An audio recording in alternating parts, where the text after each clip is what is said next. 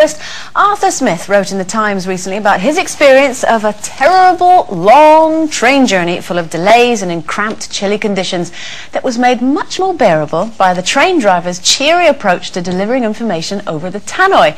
Instead of the usual monotone and unhelpful information, this particular driver made light of the appalling conditions and the terrible delays by saying, "Life's rubbish sometimes, isn't it? My wife tells me it's 28 degrees in Barbados, but we can all dream."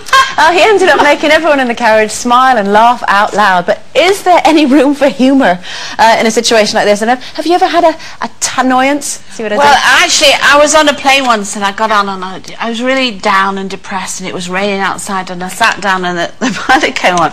"Hello, this is your pilot here. I just want to say I hope you have a good journey. I'd just like to pass on the information that I have never flown before. And I don't know these instruments in front of me. I don't know what they're for, but I will be okay during the journey." He went on and on and on, and everybody thought I was going, "Ha!" And they were going, "Oh my God!" And he was saying, "No, oh, what's this? Oh, this is a steering wheel. Okay, we'll be fine." And then he went, "Ha ha ha!" Along, and with everybody, you could see everybody going. It was very funny. I had one kind of similar to that, travelling home late at night on my own on the tube, you know, in the London Underground. And it was a few years ago, and it was when the Northern Line was really wooden and rickety, and it used to, the lights used to go off quite often, and it used to sort of break down and stuff. So it was fairly late, and I was on my own. And there were a few of us in the carriage. It stopped in a tunnel, like the tube does every now and again. And first of all, you don't really notice. You're kind of reading the paper, and then eventually people start to sort of look up. And there was silence. You know, the driver wasn't giving us any information at all, and people start to, you know, like that. And then the lights started to flicker and go on and off. But again, that happens sometimes. Then they went completely off, and then the driver went, "This is your driver speaking." And then we took off, and we were rattling through the underground. But then the lights came on, and you said, "I'm sorry about that. There was a signal failure," and the doors opened. I think they should all do that. I think maybe they should just employ out-of-work comedians. You should train them, shouldn't they? Yeah, or get actors, you know, like to do like voiceovers. Yeah. And if you're, you know, you're doing like a tube in the East End, have a little bit of that, which is going to get off here now, love. You know what I mean? Drop your bags there. Or you know, if you were up north, well, have a cup of tea with McDonald. That's the trouble, though, because I can't understand.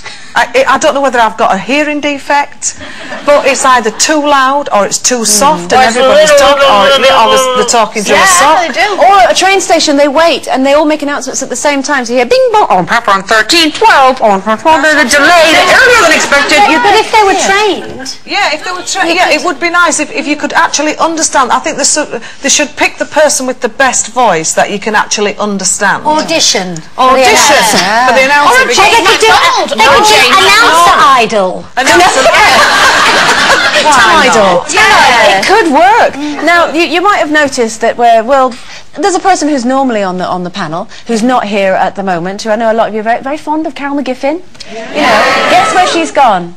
She's on holiday. Yeah. Well, she tried to go on holiday yesterday, and due to a little bit of annoyance, she missed a flight. We've got her on the phone. Carol, are you there? Buenos dias! I'm here and I'm in a very much better mood than I was yesterday, I can tell you. Don't talk to me about tannoys or lack of tannoys. What happened? Well, I got to the airport, right, dead early, like I do, because I hate being late, I hate being stressed. And I only had 3 hours sleep, so we were working late the night before. So I got up, went to the airport, checked my flight on the board, and delayed by an hour. Right, so I was in this lounge, you know, it's just one of those lounges that you kind of pay for, and I went back up to the lounge and I said to the woman, "Oh, it's delayed," and there were no screens in this lounge because it was a temporary lounge and they were doing the other one up. So I said to the woman, "Can you tell me if the status changes for my flight, please?" Because there was no tannoy, no screens, no nothing up there. I thought, I'm not keep running downstairs to check the screen. Relied on her to do it. Anyway, so she comes over to me about an hour later, says, "Oh, it's boarded now." So I go downstairs, look at the screen. What does it say? Gate closed. So, you know, then you feel that hideous dread. Now, all the time I was up in the lounge, like, you know, playing on the internet, doing whatever, downstairs, the tannoy would have been going, "Will the final passenger for flight EV2215, please go to the gate immediately. The plane's about to depart without you." But no, I didn't hear any of that, did I? Because I was upstairs. So I went back up to her and I said, oh, it's closed. She went, oh, well, it was boarded a minute ago. I went, what do you mean it was boarded a minute? She said, well, just go down to the gate. They might let you on. I went down to the gate, deserted, absolutely nothing. So I had to go all the way back to the check-in, change my flight, get on the next one, 9 hours later. Oh my God! Oh, how many you had to drink, Carol, by this time? Do you know what? I knew as soon as I said to people I missed my flight, straight away they'd be going, oh, that's because you were drunk and you overslept. And I thought you were. You were in the bar and you didn't look at the screen. No, absolutely not my fault. Nothing, no drinks at all. So anyway. Well, make up for it now, Carol. Have a sangria for us. We'll say bye-bye. I will do. Don't you worry. Have a good trip. See you next week. Bye, girls. Oh, I tell you what, I'm glad I wasn't that woman. Yes, airport rage. Oh, I know. Here's your